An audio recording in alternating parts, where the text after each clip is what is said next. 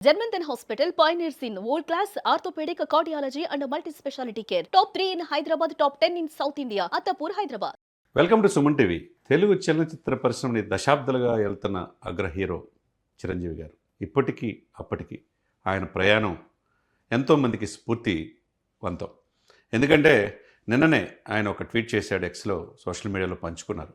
1978 ఆయన మొట్టమొదటిగా ఫిబ్రవరి 11న పునాదిరాలతో ఆయన జీవిత ప్రయాణం స్టార్ట్ అయింది.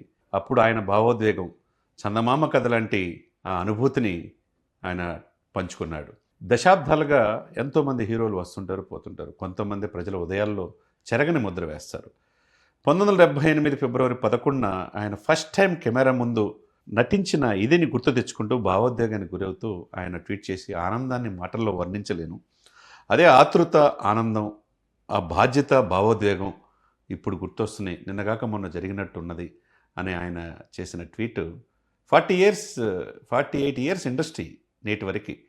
ఆ రోజు పునాదిరాలు కానించి ఈనాటి మన శంకర వరప్రసాద్ కానించి ఆయన ఎదిగిన తీరు కోట్లాది మందికి మార్గదర్శనం. ఎంతోమంది హీరోలు వచ్చారు, పోయారు.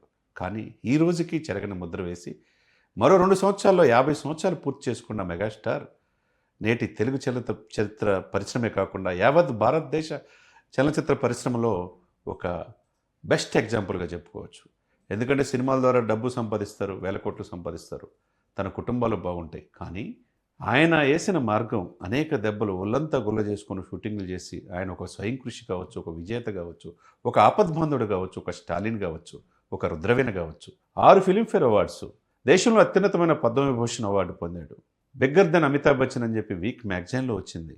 ₹1 కోటి మొట్టమొదటి పారితోషికం తీసుకున్న ఏకైక మునగాడు ఈయన. కింగ్ ఆఫ్ ఇండియన్ సినిమా అని చెప్పి అమితాబ్ బచ్చన్ చేతే, Indian super star Amitabh Bachchan చేతే ఈ ఇండస్ట్రీకి, తెలుగు ఈ సినిమా పరిశ్రమకే కింగ్ రాజు అని చెప్పి చిరంజీవి గారిని అన్నారంటే మరి ఆయన సాధించలేనిది ఏముంది?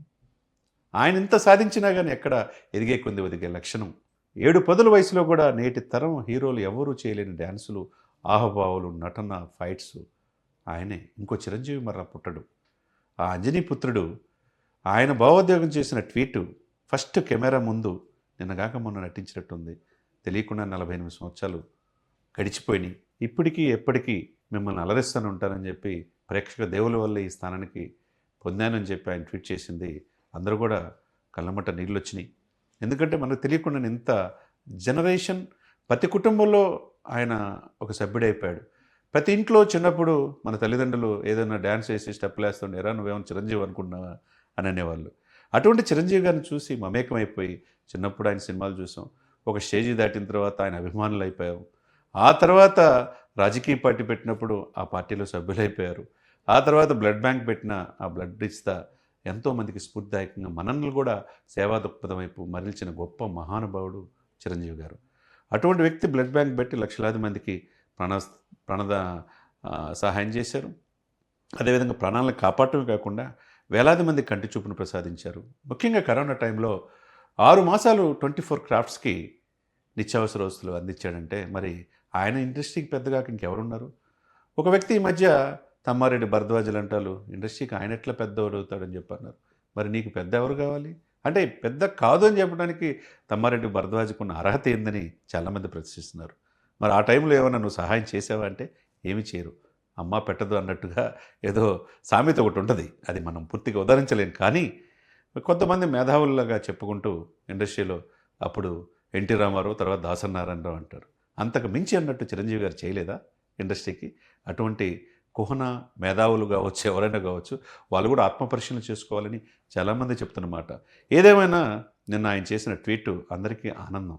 తెలియకుండానే మనలో కుటుంబ సభ్యుడైపోయాడు. ఎంతోమంది స్ఫూర్తిదాయకం. దేశ ప్రధాని మోదీ గారు కూడా ఆయన అక్కడ అన్న తమ్ముడు అన్నట్టుగా, తమ్ముడు రాజకీయాల్లోకి వెళ్ళాడు, సినిమాలో రారనుకున్నారు, మళ్ళీ ఓజీ ద్వారా నెక్స్ట్ లెవెల్లో రాజకీయాల సినిమాలు ఉంటారని చెప్పేసి డిప్యూటీ చీఫ్ మినిస్టర్గా అన్నకు మించిన తమ్ముడిగా ఉన్నాడు. ఇంకోవైపు గ్లోబల్ స్టార్ పెద్ది సినిమాతో ఆయన తండ్రికి మించి తనయుడిగా రూపొంది. ఇంకేం కావాలా? ఆ ఇంట్లో 8 మంది హీరోలు. నేటికి ఆయన యొక్క ఏమి ఆ చరిష్మా, ప్రజల్లో ఉన్న ఆదరణ ఏమాత్రం చెక్కు చెదరల. ఆనాటి జనరేషన్ నుంచి ఈనాటి జనరేషన్ వరకు 450 కోట్ల దాకా కలెక్ట్ చేసిందంటే, రీజనల్ సినిమాల్లో ఇంతవరకు ఏ సినిమా చేయలేని రికార్డ్స్ క్రియేట్ చేసిందంటే అది ఒక చిరంజీవి గారికి మాత్రమే సాధ్యం.